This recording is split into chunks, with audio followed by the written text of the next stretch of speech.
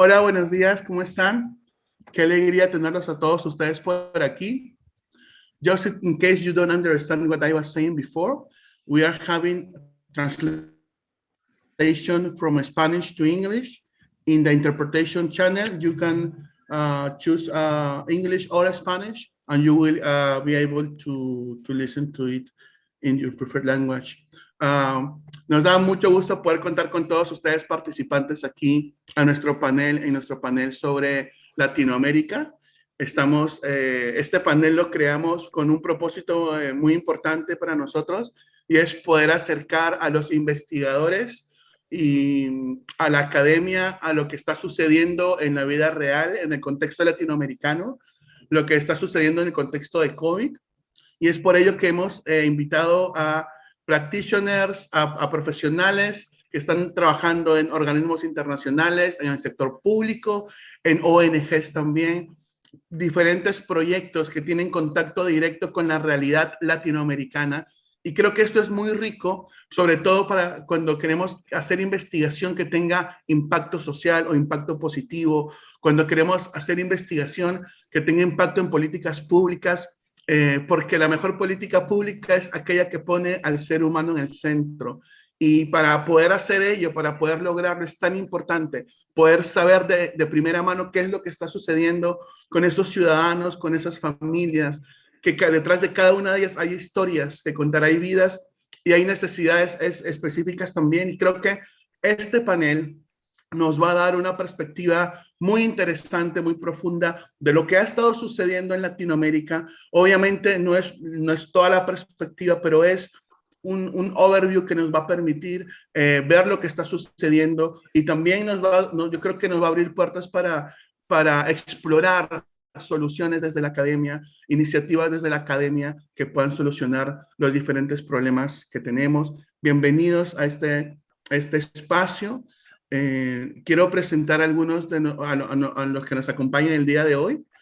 Voy a iniciar con Betica Muñoz Pogosian. Betica es directora del Departamento de Inclusión Social de la Organización de los Estados Americanos. Ella tiene un PhD en Ciencias Políticas de la Florida International University y tiene un máster de Relaciones Internacionales de la University of South Florida. Nos da mucha alegría que Betica esté aquí. También les voy a presentar a Nancy Rumaldo. Nancy es nutricionista de la Universidad Nacional Mayor de San Marcos, con una maestría en gestión de proyectos sociales de la Universidad Peruana Cayetano Heredia. Y durante los últimos 8 años ha trabajado como coordinadora de proyectos en Socios en Salud en Perú. Y nos va a contar un poco acerca de los proyectos tan interesantes que vienen trabajando ahí. Bienvenida, Nancy. Rocío, bueno, continúo con la siguiente persona. Estoy corriendo un poquito porque sé que tenemos un tiempo un poquito apretado. Rocío Maciel, ella es directora general de Derechos Humanos de la Legislatura de la Ciudad Autónoma de Buenos Aires y es miembro del Buró de Coalición Cívica ARIPA, el Partido Coalición Cívica, CABA, y Juntos por el Cambio. Ella es politóloga por la Universidad de Buenos Aires y ha trabajado como consultora en derechos humanos y transporte. Y finalmente tenemos a Juan Manuel Arribas Berenson. Juan Manuel tiene más de 22 años de experiencia en gestión estratégica de la responsabilidad social y comunicaciones. Ha dirigido proyectos importantes en el sector público y privado y actualmente es director ejecutivo de soluciones empresariales contra la pobreza y Hombro a Hombro. Hombro a Hombro es un movimiento empresarial que durante la pandemia ha jugado un rol importante en la lucha contra el COVID-19, llegando a llevar más de 6.000 toneladas de ayuda humanitaria a comunidades vulnerables en el Perú. A todos nuestros panelistas, bienvenidos. Gracias por darles su apretada agenda para compartir con nosotros. Y bueno, vamos a iniciar con la primera pregunta que tenemos aquí en el panel. Y la primera pregunta es para cada uno de ustedes, es ¿cuál ha sido el rol que han desempeñado ustedes desde sus organizaciones durante la pandemia del COVID-19? Más o menos vamos a tener unos 5 minutos por cada uno para poder responder esta pregunta. Y podemos iniciar de pronto en el orden que les presentamos con Betica.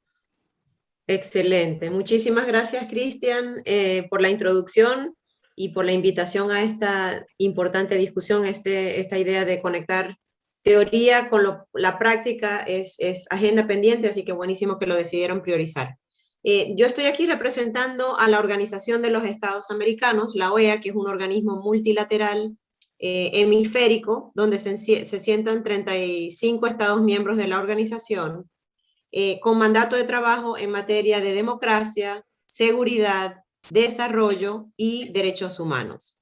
Durante la pandemia, por supuesto, se convirtió en un espacio de aporte al tema de solución, identificación de retos y de soluciones, diría yo que en dos perspectivas. Desde el punto de vista político, por supuesto, sentando a todos los representantes de los gobiernos de la región, se acordaron, por ejemplo, temas importantes relativos a cuáles son las principales poblaciones afectadas por el COVID-19, cuáles son digamos, las respuestas de política pública que hay que dar para atender a esas poblaciones.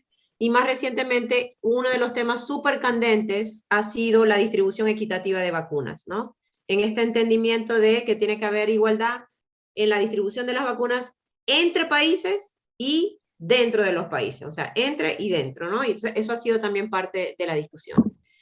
Desde mi rol como directora de inclusión social en una secretaría que se enfoca en temas de acceso a derechos y equidad, hemos tenido un rol fundamental en visibilizar afectaciones particulares del COVID a poblaciones en histórica vulneración. Entonces, por ejemplo, el poder visibilizar cómo el COVID no impacta de forma igual a una persona que es nacional de un determinado país, sino que a una persona migrante lo impacta de forma mucho más pronunciada, porque, por ejemplo, una persona migrante tiende a vivir hacinada con otras personas migrantes en viviendas pequeñas, porque es un tema de ahorro para poder mandar a las remesas a sus países, o que dependen predominantemente de la economía informal, que fue una de las principales afectadas durante la pandemia, especialmente al inicio, o como en el tema del enfoque de mujeres y hombres, desde el enfoque de género, cómo se acentuaron los casos de violencia doméstica, porque las mujeres se encontraban mucho más tiempo, o sea, mientras que el trabajo o ir a la universidad o situaciones así era un escape de tener que estar con su agresor en una situación de confinamiento, aumentaron los casos de violencia doméstica. Pues mapeamos todas estas afectaciones y quizás resaltaría una contribución súper concreta que fue la producción de una guía práctica de respuestas inclusivas y con enfoque de derechos humanos, donde fuimos estableciendo afectaciones particulares y orientaciones de política pública para poder proteger a estas poblaciones, como las afrodescendientes, indígenas, migrantes, desplazadas forzadas, personas LGBTI, mujeres, niños, adolescentes, adultos mayores. Y cierro, porque ya se me está acabando mis 5 minutos primero, diciendo que el planteamiento fundamental que hacemos es que, porque somos un organismo que trabaja con gobiernos que tienen la responsabilidad de diseñar iniciativas, programas, proyectos, política pública que afecta, o sea, digamos que tiene un impacto masivo, porque eso es lo bueno también de poder trabajar con gobiernos, porque sabemos que el trabajo que hacemos tiene un impacto en la gente mucho más amplio. Y el principal mensaje, o lo que siempre tratamos de enfatizar en esta situación que nos sigue afectando a nivel regional, es el tratar de diseñar políticas públicas con 3 características fundamentales: el enfoque de derechos, el enfoque de igualdad y no discriminación, y el enfoque de interseccionalidad. Cuando hablamos del enfoque de derechos, nos referimos a que en la OEA somos depositarios de instrumentos normativos de derechos humanos, ¿verdad? Y diseñar una política pública con enfoque de derechos significa mirar a esos instrumentos normativos que consagran derechos y alinear las respuestas al logro concreto de esos derechos. Porque bueno, podemos conversar más adelante, pero en nuestra región tenemos pendiente esa tarea de traducir lo que está en papel en el cotidiano vivir de las personas en nuestros países. El enfoque de igualdad y no discriminación en el sentido de visibilizar las diferencias en cómo se experimentan las crisis, pero también cómo se reciben los beneficios de las políticas públicas y tener eso en cuenta a la hora de diseñarlos. Y finalmente, el enfoque de interseccionalidad, que significa el reconocimiento de que en una persona pueden coexistir diversas identidades que o añaden privilegios o realmente pueden limitar el acceso a derechos de las personas. Entonces, bueno, en un resumen súper rápido, el tipo de trabajo que hacemos durante la pandemia.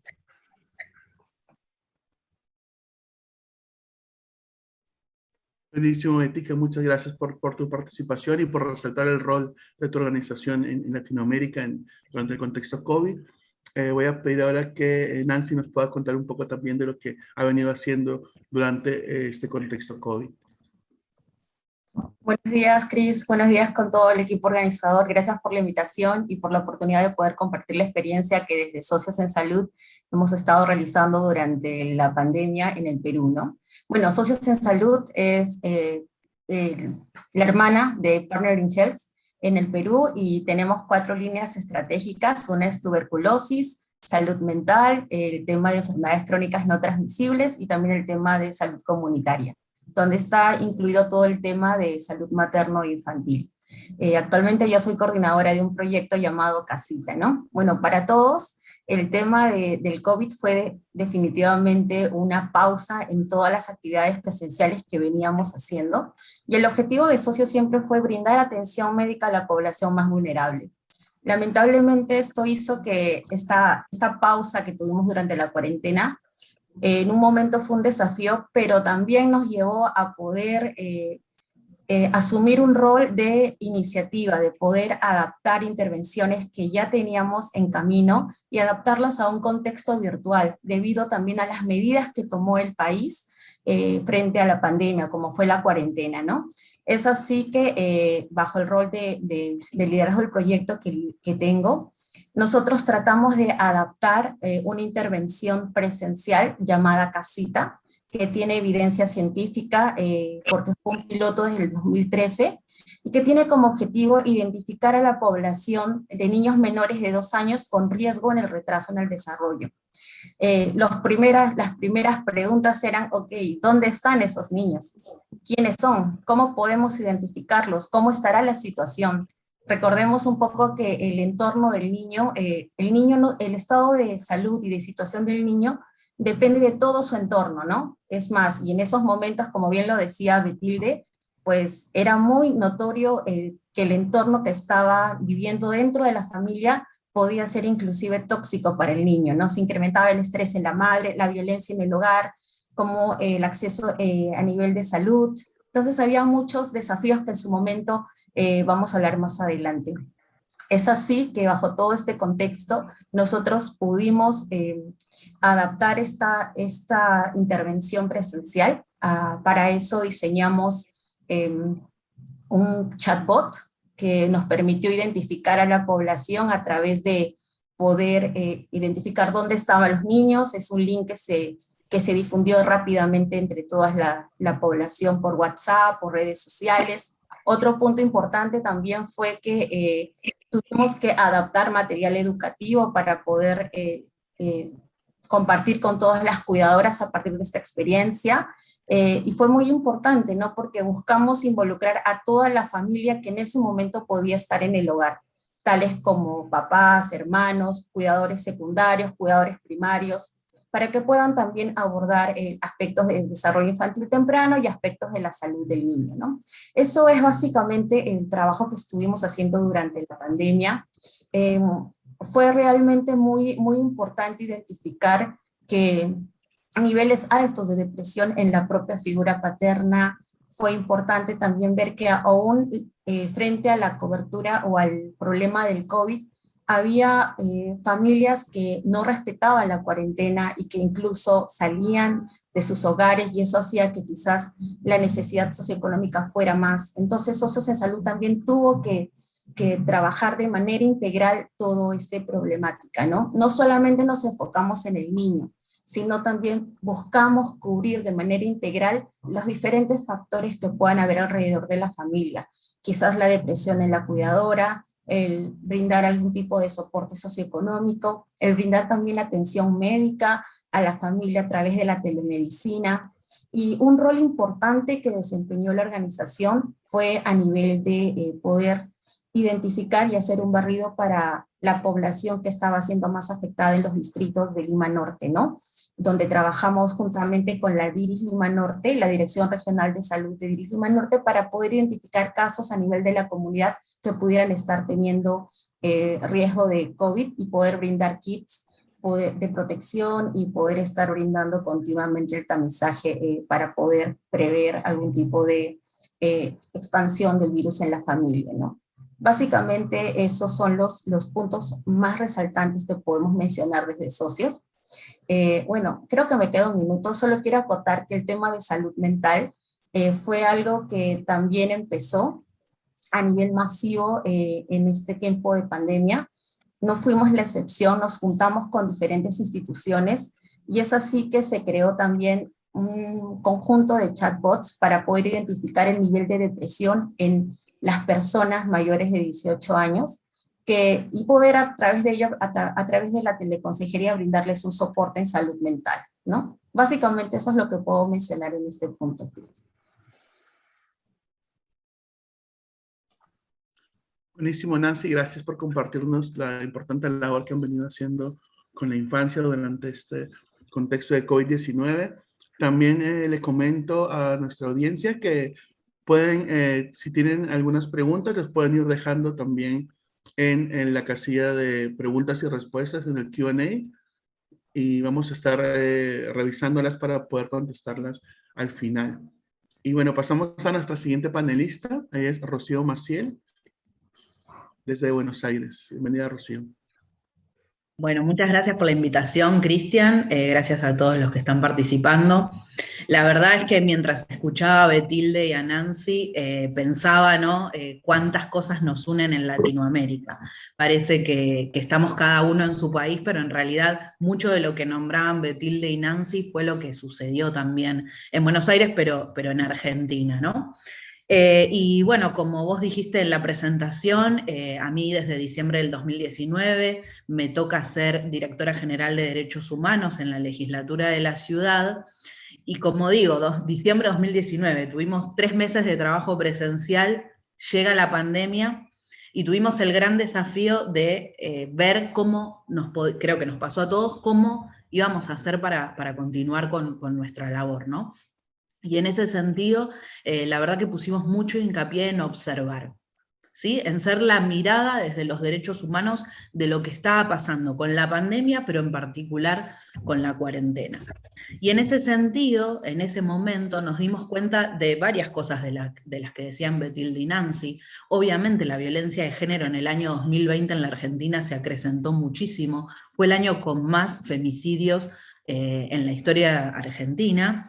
Dado la cuestión que decían, que tiene que ver con el encierro, con que tu casa sea un lugar inseguro. Otra de las cuestiones que también aparecieron tienen que ver con la cuestión de la salud mental, como bien decía Nancy.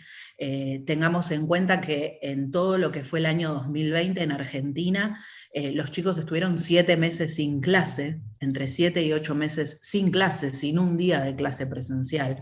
Eso hizo que, obviamente, la sociabilización a la cual venían acostumbrados los chicos se rompió, causando miles de problemas en cuanto a la adolescencia, digo, como grupo etario, pero también en otros grupos etarios, pero digo, eso es como una política pública mal llevada, digamos, por el gobierno nacional, en este sentido, que causó claramente no solo una cuestión, digamos, de crisis educativa, sino también de crisis emocional y de problemas de salud mental.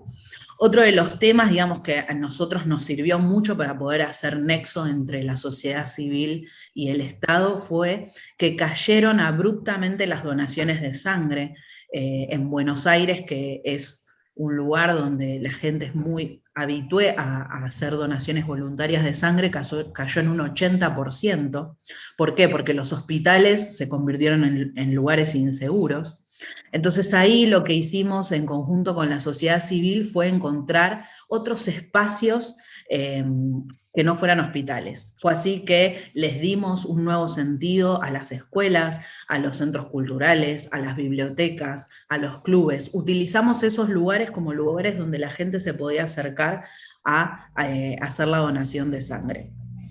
Y eso fue, yo creo, digo, a lo que viene, digamos, este panel y quienes están participando, es un símbolo de que cuando hay un nexo entre la sociedad civil y el Estado, la política pública puede llegar a tener verdaderamente un cambio, ¿no?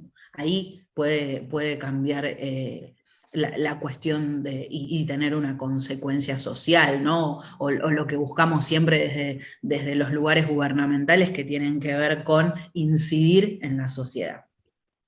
Es un ejemplo chico, pero que me parece que es bueno traerlo al caso para este panel. No me quiero exceder, creo que me quedan un minuto, pero otra de las cosas que me parece que es sumamente importante destacar, ¿no? Yo como funcionaria de la legislatura de la ciudad, tiene que ver con cómo hicieron los legisladores, digamos, para juntarse, poder seguir legislando y poder seguir llevando soluciones a la población. La Ciudad de Buenos Aires fue el primer parlamento argentino que pudo sesionar, que votó en conjunto en su pleno un modo de sesionar con un mix, ¿no? Como pasó en varios países, un mix que tuvo a los presidentes de bloque de forma presencial y a otros diputados y legisladores de forma remota, ¿no? Desde su casa, pero digo, me parece que no es un tema menor porque hubo que hacer sistemas nuevos para poder lograr ese ensamble de que haya 60 legisladores conectados, y nosotros tuvimos una celeridad enorme porque para nosotros era sumamente importante que los legisladores puedan reunirse, que puedan charlar, que puedan dar soluciones a los comerciantes, a todos, digamos, a la cultura, a la educación. La Ciudad de Buenos Aires fue la primera que volvió a abrir las escuelas, la primera que le dio una respuesta a los comerciantes para que no muera, digamos, la economía en la Ciudad de Buenos Aires. Y bueno, no me quiero seguir extendiendo y espero a las siguientes preguntas. Muchísimas gracias. Muchas gracias, Rocío, por tu aporte y poder darnos esa visión de lo que estuvo pasando en Buenos Aires durante el COVID y todos los retos que afrontó la legislatura de Buenos Aires. Y ahora pasamos a Juan Manuel Arribas, director de Hombro a Hombro desde Perú. Bienvenido, Juan Manuel. Gracias, Cristian. Un placer estar aquí. Muchísimas gracias por la invitación. Yo soy fundador y actual director ejecutivo de la Asociación Civil Soluciones Empresariales contra la Pobreza, el CEP, organización que nació en 2011 con la idea de apoyar al Estado en el diseño y ejecución de políticas públicas basadas en evidencia, con el know-how del sector privado en hacer que las cosas sucedan, es decir, con la capacidad de gestión que tiene el sector privado.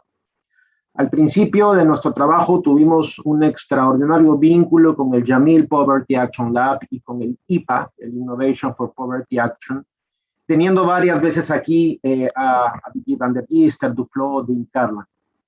Más que un think tank, nosotros pretendemos ser un do tank y creo que lo hemos demostrado durante la pandemia. Hemos venido trabajando en temas de presencia de Estado en la Amazonía, en el diseño y ejecución de Jaliwarma, que es un programa de nutrición en la escuela pública muy grande. Hemos estado en el Ministerio de Educación con una reestructuración logística del ministerio. Hemos estado con Centrum y el Índice de Progreso Social. Hemos estado en diferentes estamentos del Estado, pero el tema de desastres lo vemos recién desde el 2017. cuando el fenómeno del Niño afectó terriblemente a nuestro país. No había desde el sector privado una organización que pueda consolidar a todo el sector para centralizar operaciones, compartir información vital y hacer más eficiente el apoyo. Y por eso, y por el lado del Estado, habían instituciones responsables que eran francamente invisibles hacia el mismo gobierno. Como decimos en mi tierra, nos aventamos a la atención de nuestra gente en el 2017 sin saber leer ni escribir en temas de desastres. Pero por nuestra ubicación en el ecosistema empresarial, para nosotros fue natural, fue relativamente sencillo tomar la batuta de todo el sector privado en relación con el Estado para coordinar, y debemos haberlo hecho bien, ya que el Ministerio de Defensa nos nombró a nosotros como representantes de todo el sector privado en el Centro de Operaciones de Emergencia Nacional, el COE. Esto llamó mucho la atención a los grupos empresariales más grandes del país, como Gloria, Breca, Intercorp, y nos pidieron que gestionemos desde nuestra organización un nuevo frente empresarial ante desastres para tener una actitud mucho más preparatoria, preventiva, antes de la ocurrencia de un desastre, y no salir como locos a último rato sin haber previsto protocolos y actores y logísticas, etc. Así nació el movimiento empresarial Hombro a Hombro. Este frente se propuso como enemigo al gran terremoto en la costa central del Perú. Si ustedes no lo saben, tenemos una amenaza de terremoto de gran magnitud en la costa central de nuestro litoral. Se espera un terremoto grado 9 que produzca mínimo unos 200,000 muertos en un minuto, y tendríamos a una ciudad de 10 millones de habitantes sin agua durante más de un mes, sin aeropuertos, sin puertos, sin autopistas. Eso sería francamente un infierno. Pero nunca pensamos en la ocurrencia de una pandemia de esta magnitud. Así que lo que hicimos fue adaptar rápidamente nuestros protocolos de terremoto a la pandemia y concentramos toda la ayuda del sector privado en el Instituto de Defensa Civil, en INDECI, y desde ahí, con apoyo de las Fuerzas Armadas, preparamos paquetes de alimentos para una familia de 4 personas por 14 días. Inmediatamente quedó claro que nuestro compromiso debía ampliarse a mucho más que alimentos y bebidas, alimentos no perecibles y bebidas, porque al final, hasta el día de hoy, hemos logrado transportar más de 6.500 toneladas de alimentos y bebidas entregadas a más de 600,000 personas en extremo vulnerables. Hemos ayudado a traer el primer 1.000.000 de vacunas al Perú, con lo que abrimos el proceso de vacunación en el país. Hemos ayudado a implementar más de 20 plantas de oxígenos medicinales coordinadas principalmente con el Seguro Social del Perú, que es Salud. Hemos donado más de 42 reguladores de alta presión, que devino posteriormente en la adquisición de más de 600 reguladores, que aquí en el Perú le llamamos guairachis, son unos reguladores de alta presión. Demostramos que nuestra hipótesis de trabajo, es decir, el trabajo en equipo entre el Estado y el privado, funciona, a pesar de la enorme desconfianza mutua que hay entre el Estado y los privados. Y nunca antes en la historia del Perú ha habido tal nivel de apoyo desde el sector privado. El doctor Arellano, una eminencia de la investigación de mercado aquí en Perú, mencionó que el apoyo del sector privado peruano fue 4 veces mayor al sector privado norteamericano en términos de porcentaje del PBI de cada uno de estos países. Hasta aquí llego con lo que hemos avanzado durante la pandemia y seguiré completando la información posteriormente. Gracias. Muchas gracias, Juan Manuel, por tu participación y por contarnos de este gran trabajo que han hecho desde hombro a hombro durante la pandemia, coordinando la ayuda del sector privado, que ha sido tan eficiente y tan necesaria en este tiempo. Bueno, como sabemos, estamos un poquito atrasados con nuestro horario y somos como un sanguchito, nosotros somos el pollo en el medio, tenemos conferencias al medio, somos el pollo porque somos lo más rico, ¿no? Bueno, tenemos vamos a hacer algo súper interesante, vamos a unir las últimas dos preguntas, que son, ¿cuáles han sido los grandes retos que ustedes han enfrentado y cómo piensan que, que la academia podría aportar de pronto a la solución de estos retos? Creo que va muy, muy ligado. Entonces, iniciamos de la misma manera con Betica y tenemos igual los 3 minutos para intentar responder esto. Esperemos que podamos hacerlo. Me voy a volver a medir para no tardarme demasiado porque es bueno controlar el tiempo, sobre todo si tenemos poco. Creo que de algún modo también ya hemos cubierto bastante, o sea, hemos empezado a mapear lo que son estos retos. Definitivamente yo a modo de aporte adicional y en lo que respecta a mi trabajo directamente, por supuesto el tema de la virtualidad, que ya Rocío aludió y Nancy también mencionaba, porque nuestra América Latina sigue teniendo niveles de brecha digital muy altos, entonces esta desigualdad en que supuestamente podemos estudiar todos online y podemos todos conectar con estas discusiones tan ricas, pues en la realidad no es así. Entonces es un tema clave. El segundo, el tema de financiamiento, porque nosotros trabajamos con financiamiento externo y de donantes para nuestros proyectos, y por supuesto América Latina en 2020 tuvo crecimiento negativo, ¿no? Y en este 2021 está teniendo como creo que 3 o 4%, o sea que ha sido positivo el bounce back, pero no es lo suficiente como para poner a la región donde estaba antes de la pandemia, y eso también tiene consecuencias a la hora de trabajar proyectos y a la hora de diseñar políticas públicas desde el punto de vista de los gobiernos, porque tienen, digamos, más necesidades y el mismo presupuesto, no cambió el presupuesto, no aumentó el presupuesto. Entonces, ese es el segundo. Y el tercero que ya yo aludí, que me encanta que Nancy también tocó, es los grandes retos para la región en el horizonte post-pandemia, el tema de la pobreza, que va a aumentar, vamos a tener nuevos números de personas pobres en ese grupo, el tema de la inseguridad alimentaria, que, bueno, Nancy nos dio una visión de Perú, pero esto tiene réplicas en Haití, tiene réplicas en Venezuela, tiene réplicas realmente en todo el hemisferio, en el Triángulo Norte, que yo trabajo mucho en esa zona, que es Guatemala, Honduras y El Salvador. Ese va a ser un gran tema, temazo para América Latina. ¿Qué puede hacer la academia? Ya con esto cierro. Continuar generando datos, porque los países de la región han venido armando buenas infraestructuras de información, pero todavía son muy pobres para la necesidad y lo desagregado que necesitamos los datos para hacer mejores políticas públicas. Entonces eso es una función clave de la academia. Segundo, el análisis de soluciones y sobre todo este enfoque de construcción de escenarios, que es muy útil para las personas que están haciendo política pública a nivel técnico y a nivel de liderazgo político.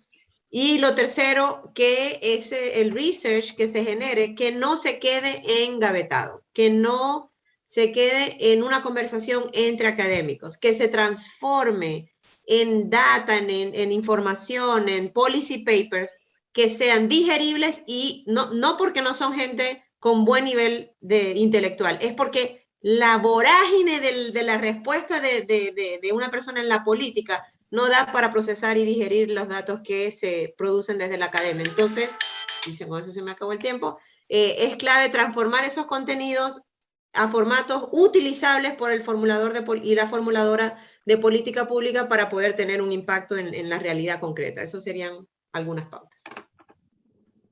Buenísimo, Betica. Muchas gracias por tu aporte. Qué excelente dato nos has brindado. Y seguimos con Nancy.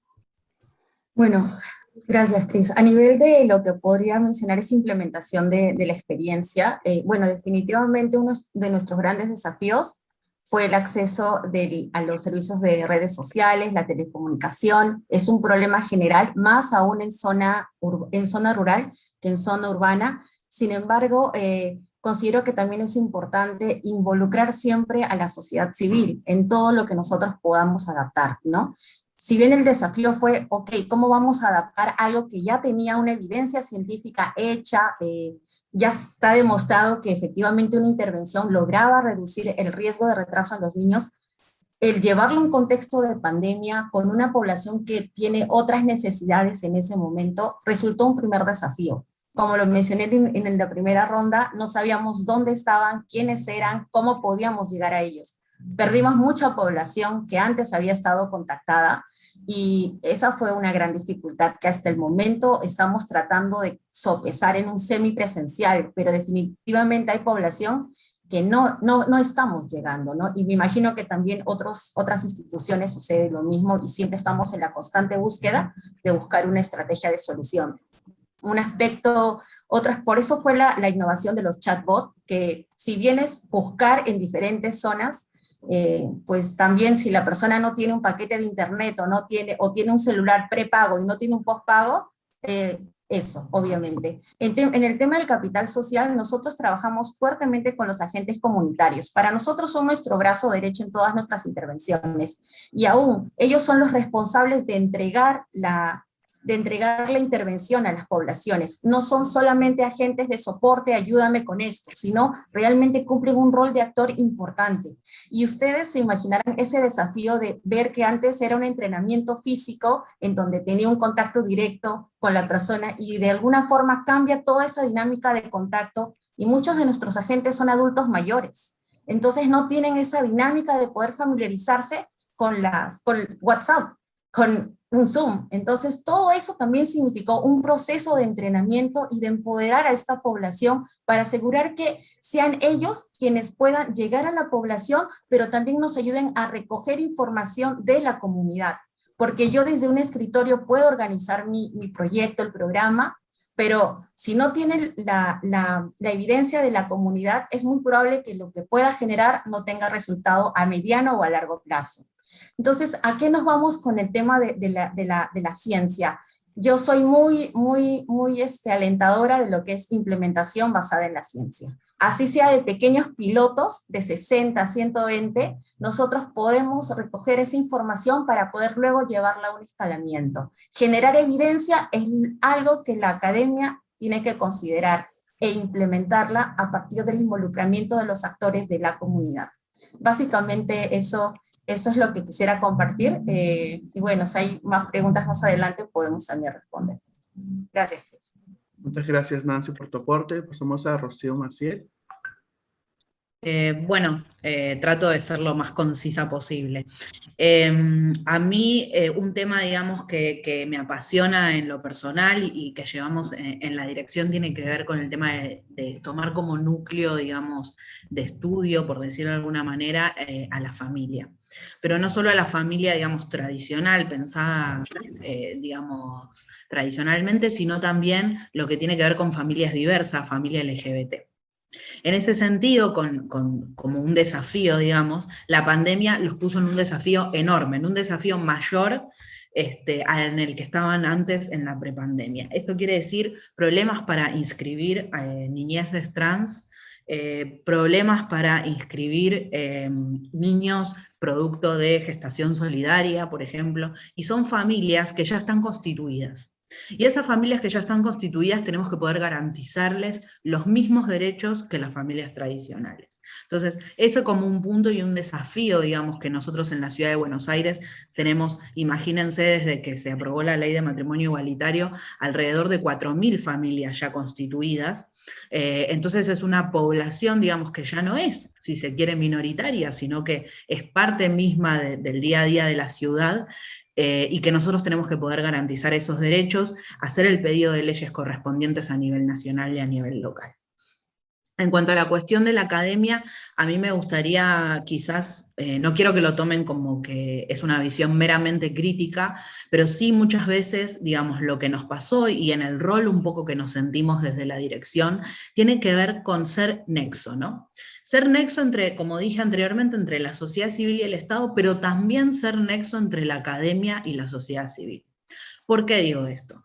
Porque muchas veces, como decía Nancy, están las ideas, se pueden, digamos, hacer los estudios pertinentes, pero nunca, no llegan a donde tienen que llegar, ¿no? Entonces, vamos a congresos, vamos a charlas, y explayamos en esos lugares lo que nosotros visualizamos. Lo digo como politóloga también, digo, yo tengo una formación, digamos, académica, que tiene que ver, digamos, con lo sociológico, pero nos quedamos solo en eso. Y tenemos que poder ir más, tenemos que poder incidir, tenemos que poder ir y sentarnos con los tomadores de decisiones y también con la sociedad civil para hacer un doble check de lo que nosotros estudiamos sea efectivamente de esa manera, y poder, en conjunción y asociación entre la sociedad civil y la academia, hacer la incidencia o el lobby, que muchas veces está mal visto, pero que es una herramienta súper válida, para poder llegar a las políticas públicas que necesitamos. Y bueno, en eso cuentan conmigo, le escriben a Cris, en mí encuentran una socia para eso. Y si hay preguntas, después seguimos. Muchas gracias, Rocío, por tu participación, y ahora pasamos a Juan Manuel. Qué malo que eres, Cristian, me has cortado la mitad del tiempo. Por ahí vamos. Retos más grandes que hemos enfrentado. Comienzo diciendo lo mejor que hemos tenido es el enorme compromiso de nuestro personal médico en todo el país, que se enfrentaron durante más de un año solos, sin ningún tipo de defensa contra la pandemia, en defensa de nuestra gente, nuestras Fuerzas Armadas y nuestra Policía Nacional. Los tres grupos, realmente gente extraordinaria, que ofrecieron por miles sus vidas para poder defendernos. Repito, sin ningún tipo de protección, porque no existía la vacuna.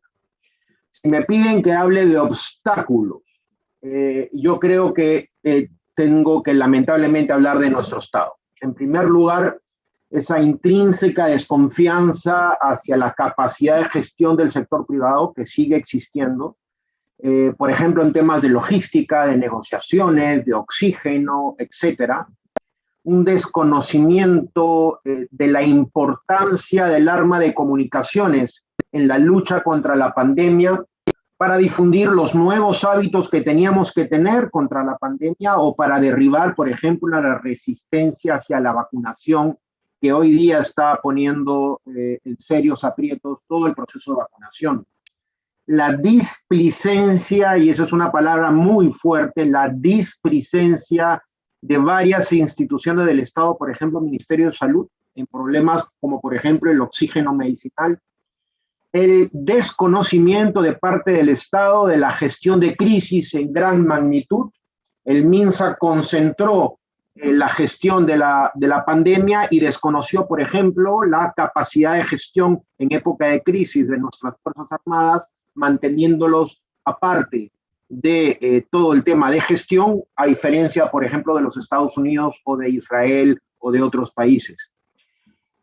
Incapacidad de poner la data pública y privada en un solo sistema para poder mapear y ubicar mejor a la población para atender, a pesar que nosotros desde el sector privado lo hemos venido ofreciendo en diferentes oportunidades y de manera gratuita. Otro problema es la antigüedad de la data urbana, que hace muy ineficiente la planificación. En teoría, el barrio termina acá en el cerro, pero cuando llegamos hay 50,000 personas más que nadie había mapeado. Eso complica muchísimo la planificación. Terror para llamar a otras instituciones del Ministerio de Salud, como ya lo dije, Fuerzas Armadas, y una oportunidad de mejora muy grande en la capacidad logística en crisis del Ministerio de Salud. Si me dicen que cuáles fueron esos principales obstáculos, eso es lo que yo mencionaría en base a mi experiencia de combate. O sea, hemos estado en la trinchera enfrentando la crisis, y eso es lo que yo les puedo transmitir. ¿Qué aportes desde la academia? Sería magnífico poder transmitir al Estado la enorme importancia de la tenencia de un centro de comando y control. Para las Fuerzas Armadas es evidente, no puede haber ningún programa, un despliegue militar, si es que no hay un centro de comando y control. En las empresas privadas lo mismo, cuando hay una crisis, se arma un centro de comando y control para poder tener control de la información y poder darle la información precisa, just in time, a los tomadores de decisión para poder tomar decisiones bien informadas. Manejar el tema de información con un solo vocero y demostrarle al Estado que es importante que haya solo un vocero y no 4 o 5 que crean información a veces contradictoria. Una estrategia de comunicación en todo el país con las características de las personas de todo el país. En este país se hablan 52 dialectos. Es bastante complicado comunicar y se deben de considerar los medios de alcance masivos. Las redes solamente llegan a un segmento de la población relativamente jóvenes, pero si queremos atender a los adultos mayores no podemos utilizar redes y es lo que básicamente hemos estado usando. Y pensando a futuro, tenemos que mejorar los simulacros en general de todo lo que sean desastres. Regresando al tema de terremotos, nuestros simulacros honestamente no sirven. Difundir protocolos familiares para enfrentar desastres y practicarlos en familia durante los simulacros. Eso no existe. Tenemos que hacerlo. Y por último, apoyar con el diseño de trazabilidad georreferenciada de la población para poder diseñar rápidamente políticas de apoyo en caso de cualquier siniestro o desastre de gran magnitud. Muchísimas gracias. Buenísimo, Juan Manuel, gracias por tu aporte. Y bueno, creo que ha sido muy rica esta conversación, hemos aprendido mucho sobre retos, es así como una abrebocas, que hay muchas cosas todavía ahí adentro por explorar, pero gracias por darnos ese gran overview en Latinoamérica y lo que está sucediendo en distintos países en contexto de COVID-19.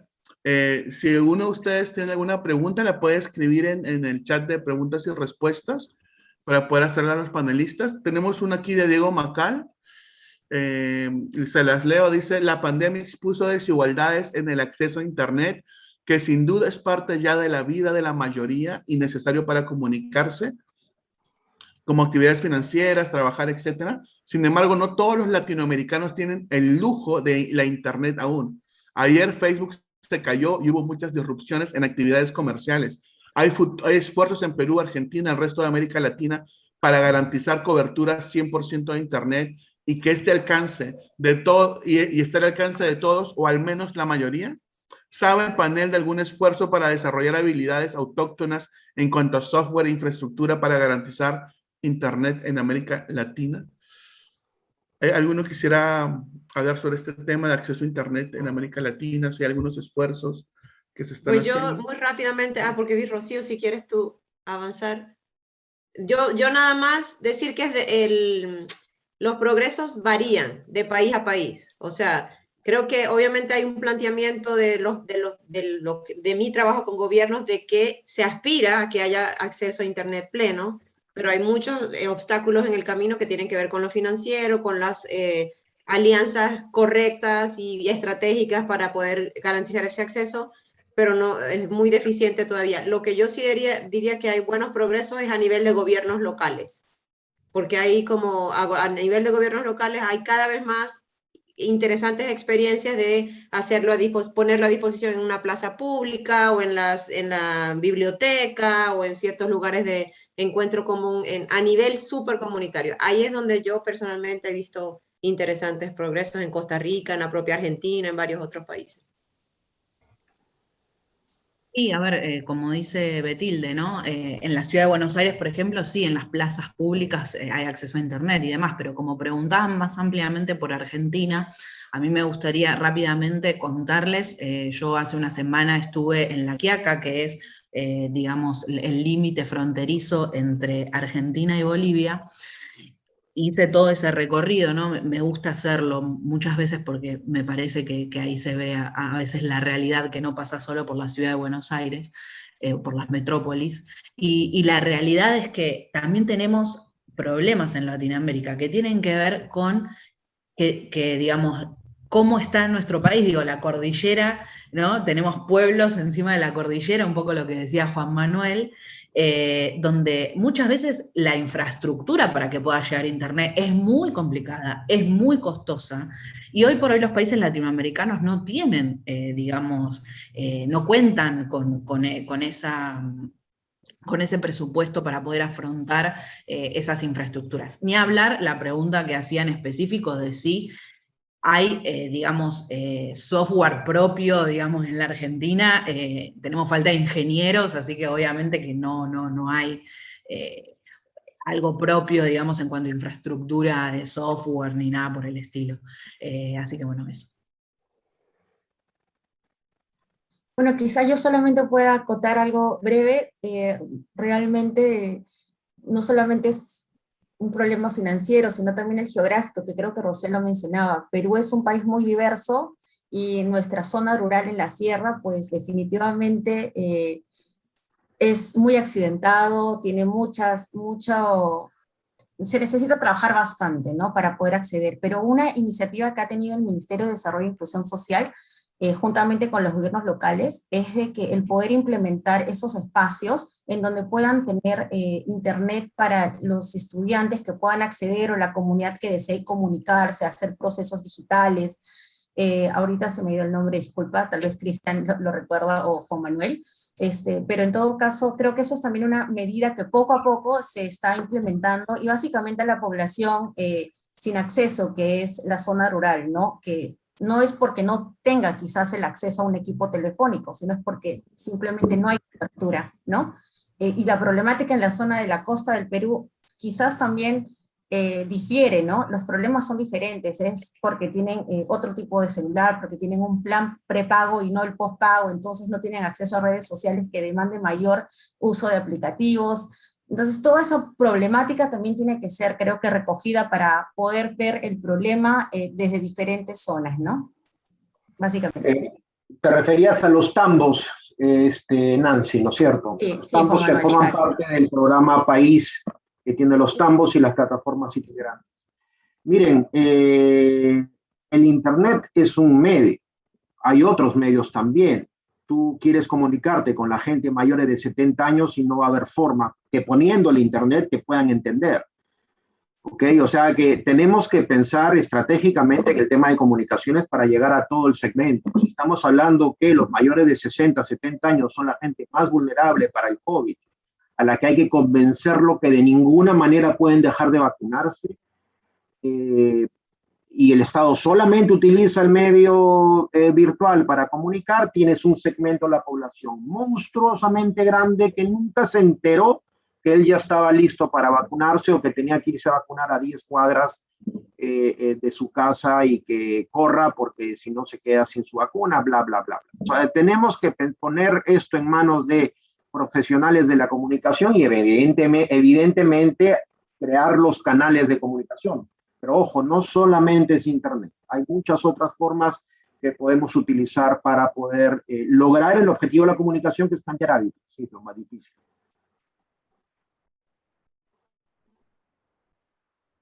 Buenísimo, Juan Manuel. Gracias por tu aporte. Gracias a todos por el aporte que nos han dado aquí en esta conferencia. Creo que ha sido muy rica la información que hemos recibido. Estoy seguro también que todos los participantes pues se llevan muchos retos en el corazón, muchas ideas también, muchos proyectos para poder desarrollar, que es la idea de esta reunión. Les agradecemos a todos por estar presentes. Gracias, Rocío, gracias, Betica, Nancy, Juan Manuel. Muchas gracias por haber dado su tiempo para estar con nosotros. Y bueno, también gracias a todos los participantes. Les pedimos que sean conectados a IMO, porque se vienen más conferencias y más espacios de aprendizaje y de conexión. Gracias. Chao, chao. Chao, gracias. Gracias, buen día a todos. Muchas gracias, hasta luego, hasta la próxima.